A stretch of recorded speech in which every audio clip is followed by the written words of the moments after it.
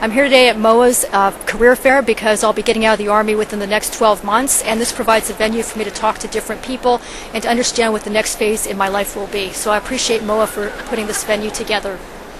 Our objective today is to bring together about 97 employers who have an interest in hiring currently serving and former military people, as well as their family members and their spouses. And we're pretty happy with our event today. I don't have a final head count, but I would hope we're in the 600 to 700 range for candidates in the system. At Milton Hershey School, we hire for a variety of positions.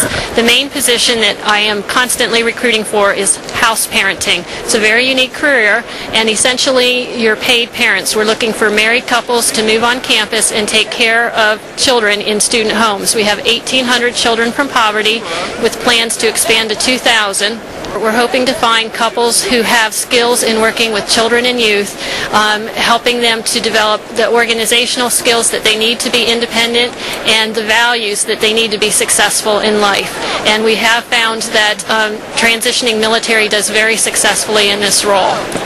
I think that it is an orientation or a mission way of thinking. Very often military have served because they want to do something greater than themselves. Oftentimes they have worked with 18, 19, 20-year-old recruits, and it's not a big switch to work with 16, 17-year-olds. And again, the organization, the values that come from a life of service in the military align very well with Milton Hershey School.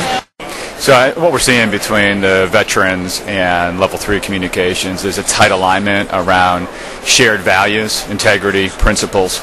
Right? These are the things that you really can't teach people.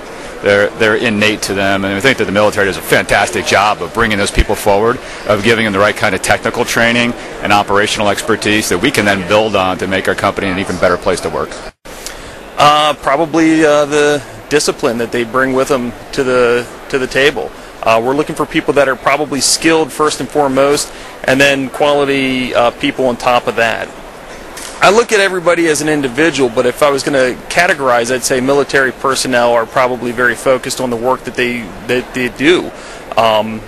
They're coming in with a certain enthusiasm for the work. I'm not actually working on site, so I don't know how equipped I'm going to be to say what their day-to-day is, but I know that their work attitude and their work ethic is really what sells them. Well, after 10 years of war, military people have been living in the realist of the real world. They've been dealing with issues far more serious than pink slips or missed promotions. And so we're talking about young people who have shouldered an extraordinary amount of responsibility compared to their peers in the private sector. They have led teams. They have demonstrated incredible tenacity. They have developed coalitions from a lot of different participants who have very different views, and they've done this whilst doing some very difficult things in remote corners of the world where they don't have a lot of external support. So I think these are the qualities that any high-performing organization would welcome aboard in a new employee. Come prepared. Make sure that you investigate the companies, research them a little bit.